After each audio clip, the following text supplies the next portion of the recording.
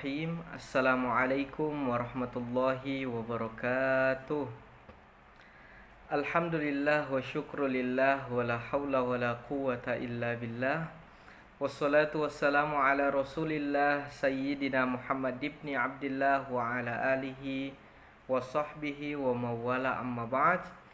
Radina billahi rabba wa bil islami dina wa bi Muhammadin nabiyya wa rasula. Rabbana zidna ilman warzuqna fahman. Amin amin ya rabbal alamin. Saudara-saudara sekalian, adik-adikku dimanapun kalian berada, pada pertemuan kali ini kita akan memanfaatkan dengan sesingkat-singkat mungkin sehingga kita bisa mengambil manfaat daripada materi kali ini. Jadi kita akan membahas mengenai tentang ilmu fikih.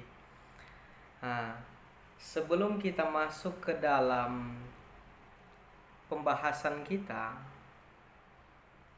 harus tahu dulu apa itu ilmu fikih. Oke? Jadi ilmu fikih biasa disebut dengan fikhun dengan menggunakan dhammatain di akhir katanya. Jadi fikhun. Apa itu fikhun? Fikhun itu biasa juga disebut dengan fahmun. Apa artinya fahmun? Pemahaman. Jadi kalau saya katakan fikhun berarti saya paham. Atau saya fahmun berarti saya paham. Biasa dalam bahasa Arab kita sebut dengan ana faqihtu. Itu sama dengan ana fahimtu. Jadi saya paham. Itu maksudnya. Ada yang menyebutkan dengan fikhun amikun. Fikhun artinya pemahaman, kemudian amikun artinya yang mendalam. Jadi kalau digabungkan kedua kata itu menjadi fikhun amikun yang artinya adalah pemahaman yang mendalam. Oke, sampai di sini sudah jelas? Kalau sudah jelas kita lanjutkan materi kita. Jadi kita membahas mengenai tentang konsep fikih dalam Islam. Masuk di dalamnya apa yang dimaksud dengan fikih secara bahasa. Kalau secara bahasa tadi sudah. Jadi fikhun artinya fahmun, sama dengan artinya adalah pemahaman. Dalam definisinya, saya menggunakan ada dua buku di sini. Yang satu buku dari Kementerian Agama Indonesia yang seperti ini. Yang kedua saya menggunakan buku, ada buku yang seperti ini. Ini biasa digunakan di pondok pesantren. Jadi kita akan menggabungkan dari dua buku ini sehingga kita bisa mengambil dua manfaat, jalur dua manfaat. Jadi ada dua jalur dan dua manfaat. Oke, jadi kita lanjutkan saudara-saudara sekalian. Di sini dituliskan definisi fikih secara istilah mengalami perkembangan dari masa ke masa. Jadi setiap masanya dia berubah istilah-istilah itu. Sehingga tidak pernah bisa kita temukan satu definisi yang tunggal. Jadi menurut buku Kementerian Agama, setengah mati kita temukan itu istilah fikih yang pasti. Sebab apa? Sebab setiap masanya dia berubah. Bisa jadi juga definisi fikih ini setiap tempat dia berbeda. Jadi bukan karena masa tapi karena tempat. Misalkan wilayah Mesir, dengan wilayah Mekah, Madinah itu berbeda fikihnya. Begitu juga dengan ada yang di Iran, begitu juga yang di Maroko. Begitu juga ketika kita masuk di wilayah Indonesia, bisa jadi fikihnya itu tidak sama. Tergantung siapa mazhab yang diunggulkan di sana. Jadi mungkin seperti itu. Kita tidak perlu terlalu jauh ke sana. Kita yang yang bisa kita pastikan saja sebenarnya definisi fikih ini apa. Nah, ini ada mayoritas daripada definisi yang biasa digunakan oleh mayoritas, oleh orang-orang banyak. Nah, dikatakan di dalam buku Kementerian Agama ini, definisi yang dikemukakan oleh Al-Midi yang mengatakan bahwa fikih sebagai ilmu tentang hukum syara atau tentang hukum syariat, aturan-aturan Allah yang bersifat praktis.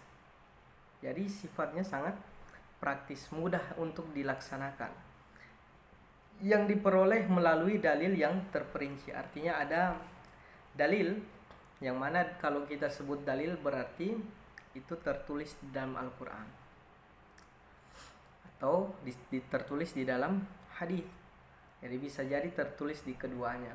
Nah, itu yang maksud dengan dalil.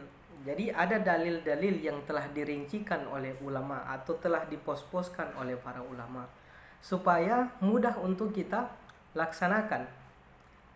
Nah, jadi misalkan ini masalah tentang sholat. Nah, ini dalil-dalilnya. Di dalam Al-Quran diambil, di dalam hadis juga diambil.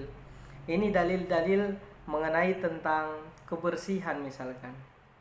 Ini dalil-dalil mengenai tentang pernikahan. Jadi sudah dirincikan memang. Dirincikan, diambil dari dalil Al-Quran, diambil juga dari dalil dalam hadis. Oke, selanjutnya adik-adik sekalian, di dalam pelajaran ilmu fikih, kita akan memperjelas lagi apa sebenarnya ilmu fikih itu. Jadi ilmu fikih dalam kitab ini, buku yang ini, adalah pengetahuan tentang hukum Islam, segala sesuatu yang menurut ajaran agama Islam. Jadi kira-kira apa segala sesuatu itu?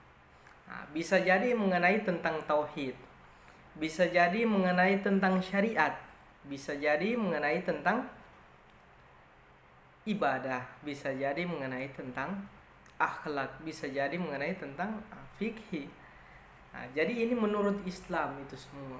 Jadi ada yang menyangkut masalah keimanan kita, ada yang menyangkut masalah tentang hubungan kita dengan manusia lainnya. Jadi ada masalah ibadah atau hubungan kita dengan Allah yang telah menciptakan kita, dan hubungan antara kita sebagai manusia dengan manusia yang lain. Jadi biasa kita sebut dengan istilah hablum minallah.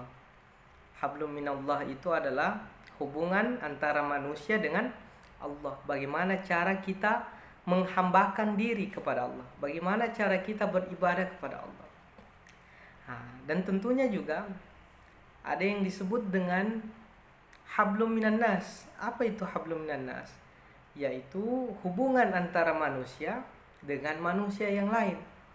Contohnya seperti kita jual beli. Nah, kalau jual beli ini kita pasti berhadapan dengan orang lain juga. Misalkan kita beli di pasar, orang jual ikan. Nah, kita bertransaksi.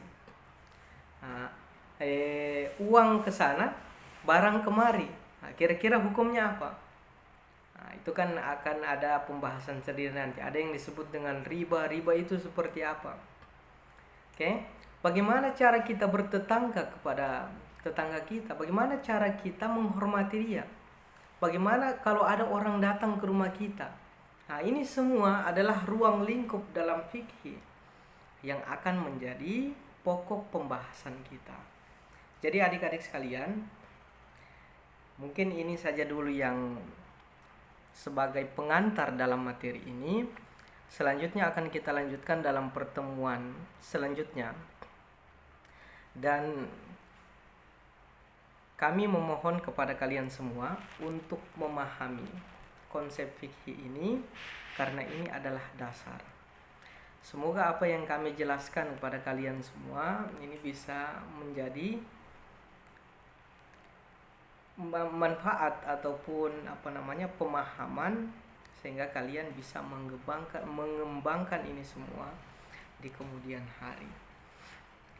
Baik adik-adik sekalian, Kiranya hanya ini yang dapat kami sampaikan. Kurang dan lebihnya kami mohon maaf. Jikalau ada salah-salah kata mohon dimaafkan. Assalamualaikum warahmatullahi wabarakatuh.